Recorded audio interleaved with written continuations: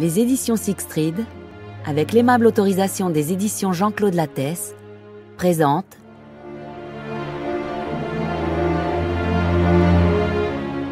L'assassin des ruines de Kai Rademacher, interprété par Nicolas d'Angoise.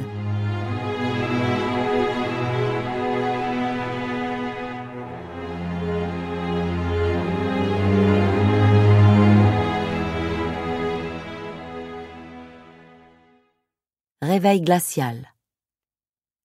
Lundi 20 janvier 1947. Encore à moitié endormi, l'inspecteur principal, Frank Stave, cherche sa femme, en tâtonnant, quand il se rappelle qu'elle a péri dans un incendie 3 ans et demi plus tôt. Il serre le poing, repousse la couverture du lit. Un air glacial chasse les derniers voiles du cauchemar. Une lumière grisâtre, crépusculaire, se traîne à travers les pans de rideaux damassés que Stave a dégotés dans les ruines de la maison voisine. Depuis 5 semaines, chaque soir, il les fixe au cadre des fenêtres, avec quelques punaises, achetées au marché noir. Les vitres ne sont pas plus épaisses qu'une feuille de papier journal, et une croûte de glace en tapisse l'intérieur. Stave craint qu'un jour le verre se brise sous le poids. Peur absurde. Les fenêtres ont vibré et cliqueté sous les ondes de choc d'un nombre incalculable de bombes, et jamais aucun carreau n'a été soufflé. Dans la trouble clarté du petit matin, les murs de la chambre semblent couverts d'une pellicule de peau calleuse, tellement le dépôt de givre est épais. Par endroits, la couverture du lit est collée au mur par la glace. On distingue par transparence des bandes de papier peint déchirées, un motif moderne pour 1930, des plaques de crépi tachées et pour finir, de place en place, le mur nu, de la brique rougeâtre et un mortier gris clair. Stave se dirige avec lenteur vers la cuisine exiguë. Le sol dallé glacé lui coupe la plante des pieds malgré les 2 paires de vieilles chaussettes qu'il a enfilées l'une par-dessus l'autre. Les doigts à gourd, il s'active à sa Brennex, ce minuscule et primitif fourneau de survie cylindrique, jusqu'à ce que le feu ait pris. Ça pue le vernis brûlé, car le bois avec lequel Stave nourrit l'appareil faisait partie d'une commode de chambre à coucher récupérée dans la maison mitoyenne soufflée par une bombe en ce mois de juillet 1943. Par la bombe, se dit Stave, celle qui lui a pris sa femme. Tandis qu'il attend que le bloc de glace fonde dans la vieille marmite de l'armée et que le fourneau diffuse un peu de chaleur dans l'appartement, il se débarrasse du vieux pullover de laine, puis du survêtement de police, et enfin des 2 tricots de corps et des chaussettes qu'il met pour dormir. Il les range soigneusement sur la chaise branlante à côté de son lit. Comme il n'a droit qu'à 1,95 kW d'électricité par mois, une énergie précieuse qu'il économise pour son réchaud électrique et son repas du soir, il n'allume pas la lumière. Et c'est ainsi qu'il dispose toujours ses vêtements selon le même ordre rituel pour les enfiler dans l'obscurité, l'un après l'autre, et sans risque de se tromper. Visage et corps sont hâtivement aspergés d'eau, dont les gouttes lui brûlent la peau, une eau toujours aussi froide que celle d'un lac glaciaire. Stave ne peut s'empêcher de frissonner. Il passe enfin sa chemise, enfile son costume et lace ses chaussures. Il se rase dans la pénombre, prudemment, lentement, sans savon et avec une lame au fil déjà bien émoussé.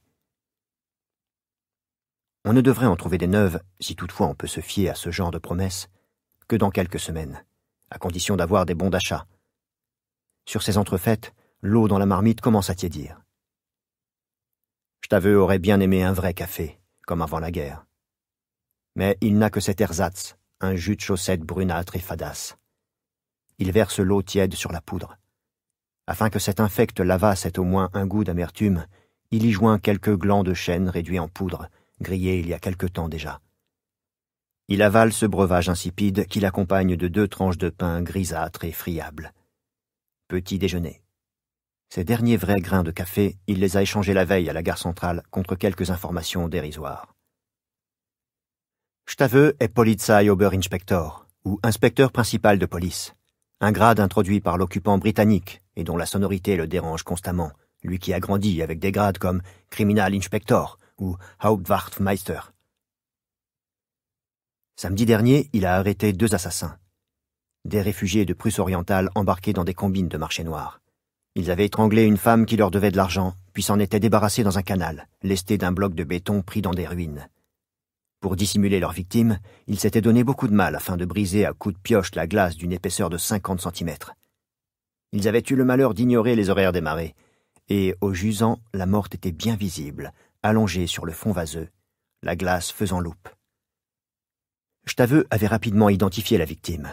Il avait découvert avec qui elle avait été vue en dernier et il ne lui avait pas fallu 24 heures pour arrêter les deux coupables. Il s'était ensuite rendu à la gare centrale, comme chaque fin de semaine quand elle n'est pas entièrement consacrée à une enquête. Il s'était mêlé au flot ininterrompu de gens qui circulaient et se bousculaient sur les quais.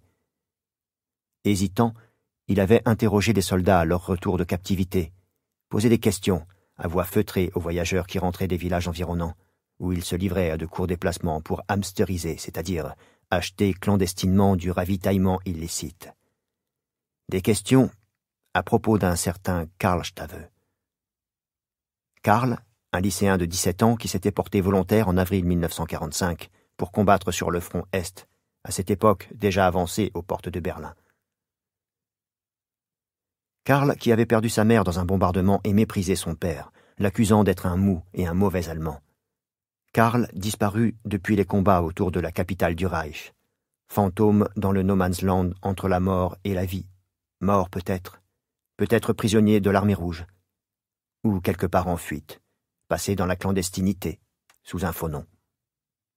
Mais si tel était le cas, ne se serait-il pas manifesté auprès de son père, malgré leur dispute?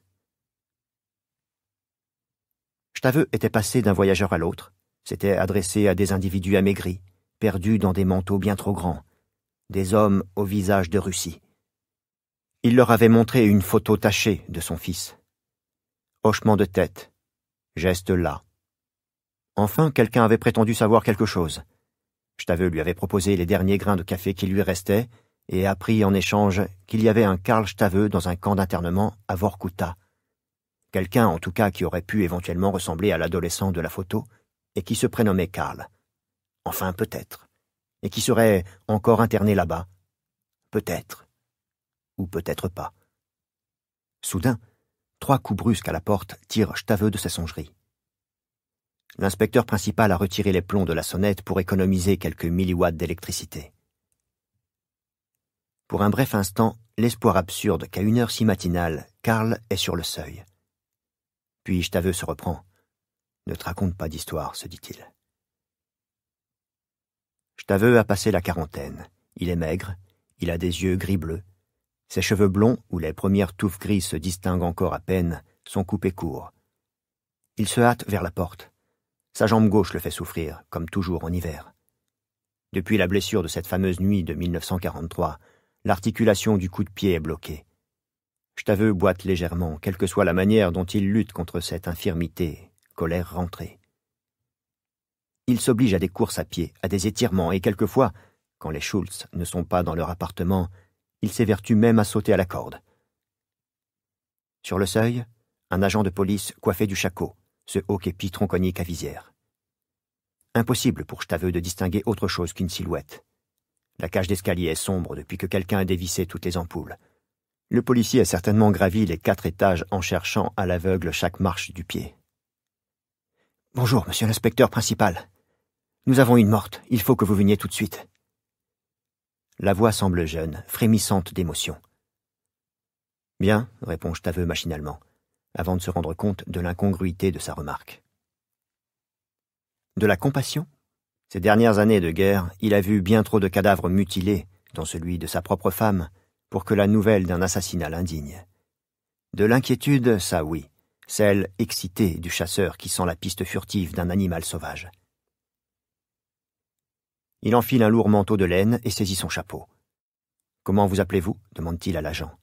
« Ruge, brigadier Heinrich Ruge. » Staveux jette un coup d'œil sur l'uniforme bleu, sur l'insigne en métal épinglé à gauche sur sa poitrine.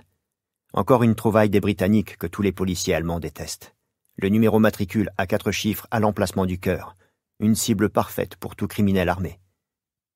L'agent, qui porte cet uniforme bien trop grand pour lui, est mince et jeune, à peine plus âgé que le fils de Staveux.